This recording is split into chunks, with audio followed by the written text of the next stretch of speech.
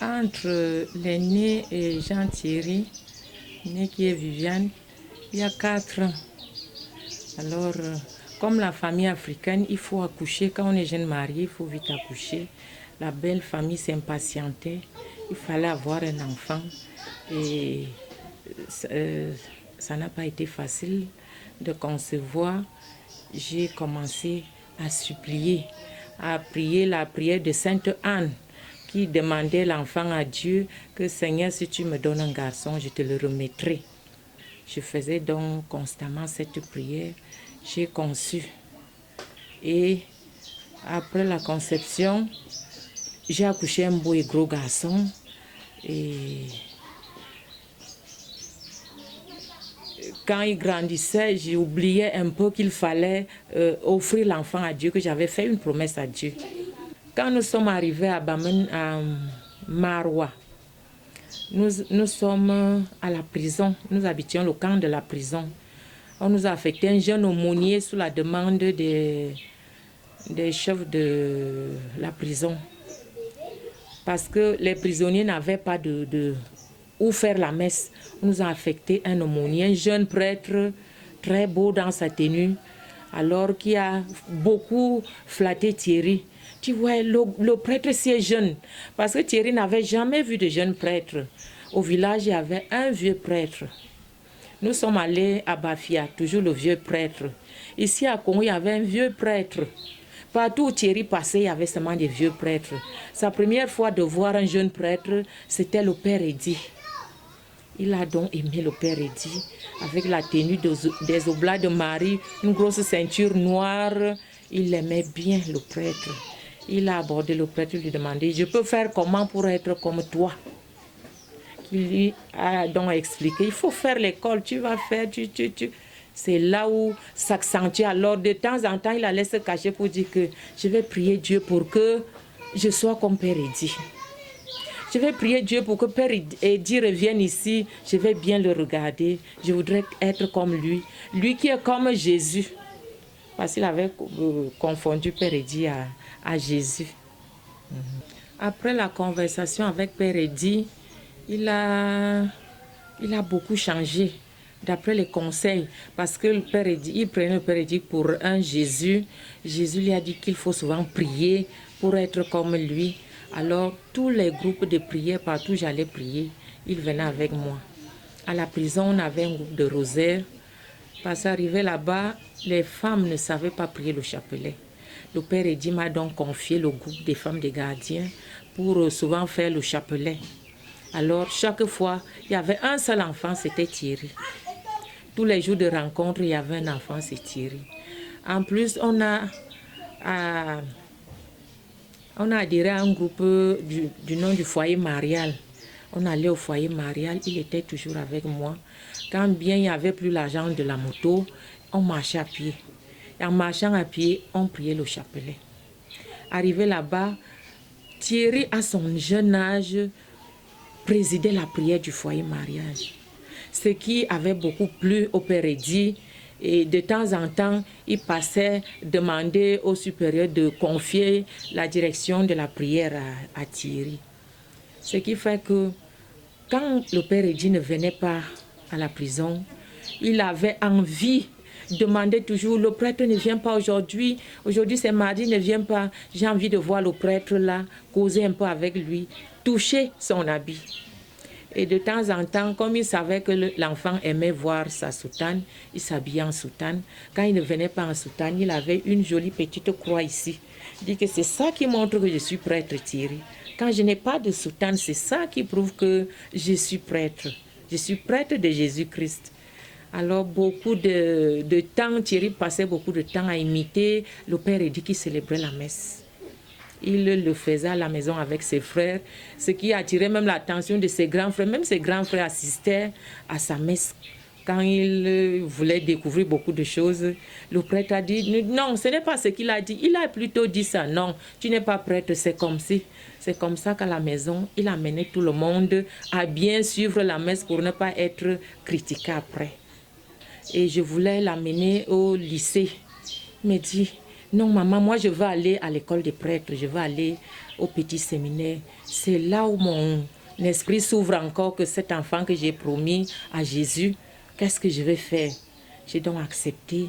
Il a fait le cours moyen 2 avec le CP, juste pour faire le concours d'entrée au petit séminaire.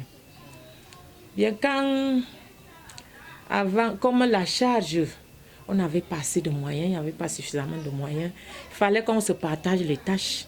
Papa me dit non, laisse l'enfant aller au lycée, en terminale, il va aller au couvent. Tellement j'avais la joie d'envoyer un enfant au séminaire. Papa a pris toute la maison, j'ai pris la charge de Jean Thierry. Alors c'est moi qui payais son petit séminaire. Avec des économies, je passais toute une année scolaire sans toucher de salaire, mon salaire. Parce qu'on a eu, quand il y a eu la crise, il y a eu baisse de salaire. Il y a eu baisse de salaire, ce qui faisait que si je n'économisais pas comme ça, je ne pouvais pas envoyer Jean Thierry au petit séminaire. Voilà qu'il est entré au petit séminaire. En faisant le concours, il était premier du centre. Il a donc plu à son curé. Il était devenu l'ami du curé, du vicaire, ami de tout le monde. Parce que Thierry, quand il est arrivé à mon atelier, il a pris la charge de la maison. Il répartit les tâches. Toi, tu balais le sol. Toi, tu t'occupes de la chambre de maman. Toi, tu t'occupes de la cuisine. Toi, il a réparti les tâches comme ça. Il écrit, il affiche au mur. Il dit que c'est comme ça qu'on vivait au petit séminaire. Chacun sait ce qu'il doit faire. Et c'est pour 1 mois. Après, quand les 1 mois étaient épuisés, il redressait un autre tableau. On changeait. Celui qui était au salon allait dans la chambre ou à la cuisine. Il bouleversait les tâches. Et quand il fallait payer la pension des enfants, il était content d'aller au lycée, inscrire, aller par-ci, par-là. C'est lui qui faisait tout. Et quand il y avait les problèmes de finances à la maison, il conduisait la moto de son père pour faire le taxi, avoir un peu d'argent pour le déjeuner de demain matin. Pourquoi pas le repas de demain? Alors, se séparer d'un robot comme ça, ce n'était pas facile, mon père. Il était peut-être le seul à avoir le bac C dans le lycée cette année. Et avant lui, il avait déjà eu 4 ans, toujours négatif. Et la première vague à avoir donc le bac, il fallait que le proviseur fasse tout pour l'orienter. Le gars lui dit que non, je vais aller au séminaire. Il dit non, c'est ta mère, comme je vois ta mère monter avec le chapelet en main. Non, fais-moi venir la femme là ici. Laisse l'enfant s'y aller à l'université. Il va faire les mathématiques, il sera un grand professeur de maths. Je suis restée tranquille, il dit mon proviseur, je n'envoie pas cet enfant. Non, je ne peux pas accepter ça. C'est vous, je sais que c'est vous. Parce que les femmes aiment entendre que mon fils est prêtre, mon fils est ceci. C'est vous. Tu as déjà parlé à l'enfant. C'est pour cela, il me demande de sortir un peu, je sors. Il reste parler avec Thierry. Il m'appelle encore. Il me dit que je voudrais que Thierry répète ce qu'il m'a dit devant vous, maman. Thierry lui dit, oui, je suis intelligent, très sage, tout ce que j'ai comme talent. Je voudrais servir celui qui m'a donné ces talents. Je vais au séminaire servir mon Dieu. Le proviseur n'avait plus rien à dire. Et dans la salle, il y avait professeurs, élèves, une grande salle. C'est comme ça que le gars parlait haut et fort que je voudrais servir celui qui m'a donné tous ses talents. Tellement il était attaché à moi, moi aussi attaché à lui. Il demande, comment toi tu vas aller dans des pays me laissant? Il dit, non maman, tu as beaucoup d'enfants. Tu vas rester, commence à citer ses frères et sœurs que toi tu m'as déjà offert à Jésus. Moi je vais marcher comme ça pour servir Jésus. C'était de la peine pour moi. De la peine, j'ai passé toute une nuit de pleurs. Et lui passait le temps à me réconforter. La femme, si tu ne dors pas. La mère des filles, si tu ne dors pas. Il disait que lui, il est l'enfant de son père. Moi, je suis la mère des filles. Regarde tes filles. Tu laisses papa me gérer. Il m'a dit que maman, je sais que tu seras forte en apprenant cette triste nouvelle. J'ai été renvoyée. Et il m'a remis la lettre que le prêtre chargé de vocation avait écrit. J'étais dépassée. J'ai pleuré. Je dis, ouais Seigneur, la plus belle des fleurs, mon premier bac. Thierry était le premier bac de la famille. Je l'ai offert à Jésus. Qu'est-ce qui ne va pas? Pourquoi il refuse? Il me dit non maman, il n'a pas refusé. Il y a quelque chose caché derrière. Comment je saurais donc cette chose qui est cachée derrière? C'était vraiment très dur pour nous d'accepter ça, malgré la consolation du mot que le père avait fait. Et je lui demande, tu vas faire comment maintenant? Il me dit, non maman, je vais chercher ailleurs. Il y a beaucoup de congrégations. Je vais en parler à la sœur Grégoire, la sœur Crescence. Premièrement, il a vu la sœur Crescence. La sœur nous a appelé, dit, gardez bien l'enfant là. Dès que vous arrivez à Yaoundé, appelez-moi. Nous sommes restés à Monatel, on a attendu les vacances. C'est là où ma tante décède, la première épouse de Ebogojan. Nous sommes donc partis de là et c'était le moment où papa devait aller en retraite. On a du coup déménagé. On a déménagé pour Yaoundé. Nous sommes arrivés, la sœur a commencé à nous donner les conseils. Non, il ne faut pas décourager l'enfant. L'enfant veut servir Dieu. Si le premier tour a échoué, le deuxième il peut réussir. Je vais lui proposer au père Emmanuel en Kouaban. S'ils ne peuvent pas le prendre là-bas, ils vont me dire où l'amener. Je vais causer avec le père Emmanuel. C'est ici en Kouaban. Je vais partir et je vais vous informer. Il est parti. Il a fait une semaine sans nouvelles. La sœur est venue nous dire que non, ça va. On l'a accepté. Il a déjà commencé, ça va. Le premier tour qu'il a fait à la maison m'a dit quoi? Maman, j'ai trouvé là où il me faut. Les gens l'ont pris comme nous. Il y a des heures de prière là-bas comme ici à la maison. Par contre, où j'étais chez les Oblats, il fallait beaucoup travailler parce que là-bas, le travail, c'est aussi la prière. On ne doit pas rester là et égrener le chapelet. Il faut travailler. Il faut bouger. On ne reste pas sur place. Mais chez eux, dès que tu finis ce qu'on te demande de faire, tu peux te recueillir à la chapelle. On ne va pas te demander pourquoi est-ce que tu viens rester ici. Pourquoi. Non, on sait que tu pries. Je crois que c'est ici que Dieu va me placer. C'était une joie pour toute la famille. Il m'a dit que Père, je veux causer avec toi. Je suis arrivée en Kouaban. Il m'a dit que maman, la maladie là est très grave. Je ne sais pas comment vous allez concevoir ça. C'est le cancer. J'ai eu très mal. Très mal. Je n'ai pas résisté. J'ai fondu en larmes. Ouais, Seigneur. La plus belle des choses que tu m'as données, je t'ai remis. Qu'est-ce qu'il y a? Qu'est-ce qu'il y a avec l'enfant-ci? Et quand Père Georges lui a raconté ça, il dit, ouais, maman, pourquoi tu parles comme ça? Non. Toi, tu m'as demandé de dire oui à la volonté de Dieu. Maintenant, toi, tu n'arrives pas à dire oui à cette volonté. Il dit que vraiment, ce n'est pas facile d'accepter la volonté de Dieu à ce niveau. Et quand on a découvert que c'était le cancer, ils ont essayé de soigner. Un jour, le Père Georges m'appelle. Il me dit que je dois envoyer l'enfant au village, appeler papa, parce qu'il faut qu'on nous parle à deux. Le père supérieur a pris la parole. Il y avait le médecin.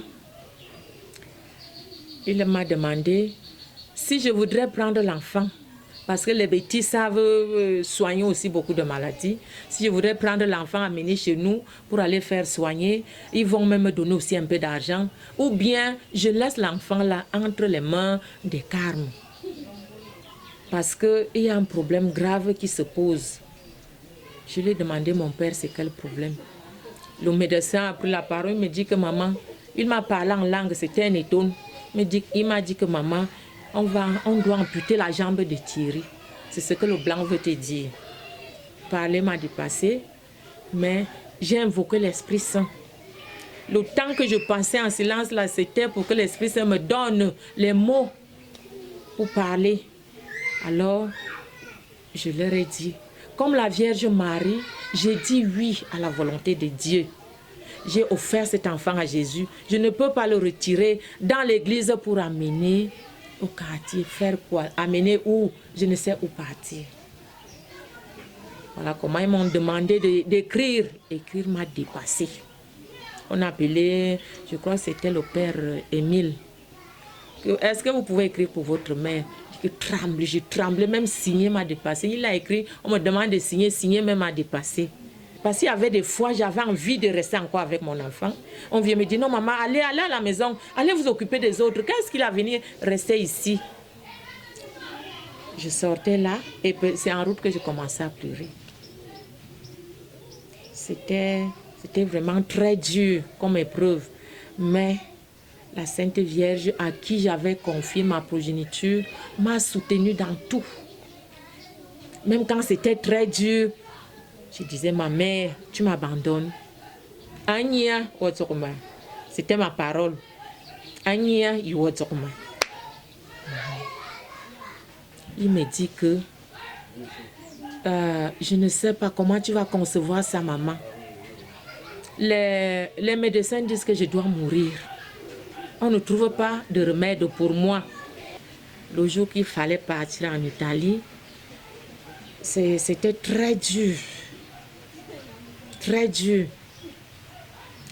J'ai passé tout le voyage à pleurer. Dit que très difficile. Je suis arrivée là-bas, j'ai été accueillie.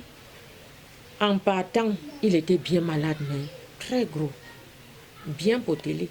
J'arrive là-bas, je vois devant moi un squelette assis sur le lit. Je dis, Seigneur Jésus, quand j'ai crié comme ça, je dis, maman, c'est quoi? Il dit que ouais, vrai que tu vas mourir. Je me dis, non, tu m'as confié au Seigneur. Laisse Jésus faire de moi ce qu'il veut. Et arrête de pleurer. Ce n'était pas facile. Quand je commençais les pleurs, même avec les prêtres, on faisait le deuil devant lui. Ce n'était vraiment pas facile. Alors, le 8 décembre, le jour où il devait porter sa soutane, c'était très dur à accepter pour moi. Je lui demande que ces habits, tu vas les porter pour aller au paradis. Il me dit justement, c'est ce que je voulais. Moi, j'ai demandé à mes confrères de m'habiller comme ça pour aller au paradis. Je dis que ouais, coucou, est-ce que c'est ce que je voulais de toi? Il dit non, maman. Dis oui à la volonté de Dieu. C'est comme ça qu'il m'a tiré à côté de lui. Il a pris son mouchoir, il a commencé à essuyer mes larmes. Je dis que quand j'ai su comme ça, c'est pour la dernière fois. Les larmes là ne doivent plus couler jusqu'à ce que je porte l'habit que tu as tant souhaité. Tu as prié, tu as gêné pour cet habit. Aujourd'hui, tu pleures quand je vais la porter. Ce n'était pas facile de partir de là. J'ai passé une nuit blanche, même pas me coucher comme ça. J'ai passé le temps à le toucher. Le toucher, dit, tu ne dors pas. Ça, c'est une nuit qu'on peut dormir. C'est la dernière nuit avec toi. Je lui demande comme ça, il dit, si Dieu veut, ce n'est que la volonté de Dieu qu'on a cherchée. Et c'est elle qu'on trouve maintenant. Je suis partie de l'Italie, arrivée ici. J'avais toujours l'oreille tendue. Et lui-même ne cessait de m'appeler. Il dit que, écoute, essaie de retirer ton cœur un peu sur moi. Je sais que ce n'est pas facile. Place ton cœur sur tes enfants qui sont là-bas à la maison.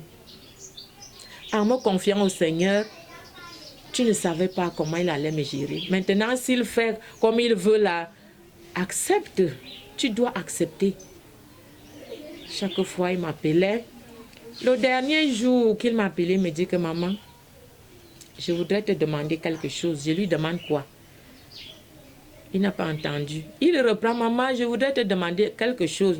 Tu veux quoi, mon bébé? Il dit, ouais, le nom là m'a déjà manqué. Mon coucou, mon bébé, le nom là m'a manqué beaucoup, maman. Je dis, tu veux alors quoi? Il me dit de parler après lui. Maman, en langue, il a parlé ça en langue.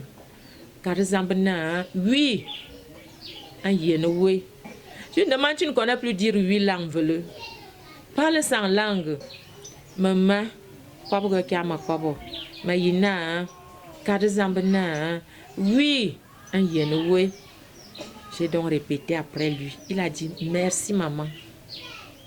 À la dernière conversation avec mon petit Jean, on n'a plus eu à parler au téléphone. Je ne l'ai plus jamais revu. Nous voici aujourd'hui derrière lui. Tous les jours, il faut parler de lui. Il n'a vraiment pas voulu disparaître de ma vie parce que je ne peux pas passer toute une journée sans penser à lui. Des fois, je passe là au salon, je vois sa photo, je monte comme ça, il me regarde, je tourne, il me regarde, je me tiens, il dit, ouais, tu es parti où non? Tu ne fais que me regarder, pourquoi tu m'as laissé? Chaque jour, dès que je tourne là, il y a sa photo. Je vais, même dans mon cahier de préparation, je mets ses dépliants partout, partout, partout. Il ne veut pas partir de ma vie. Il ne veut pas partir de mon esprit. Tout ça parce que j'ai dit oui à la volonté de Dieu. On prie, c'est comme s'il était avec nous. Il y a des fois quand les enfants prient avec moi, je sens la grosse voix, comme si c'était la grosse voix de Thierry. Et je sursaute. Je sais que peut-être c'est parce que je pense à lui que j'entends cette voix.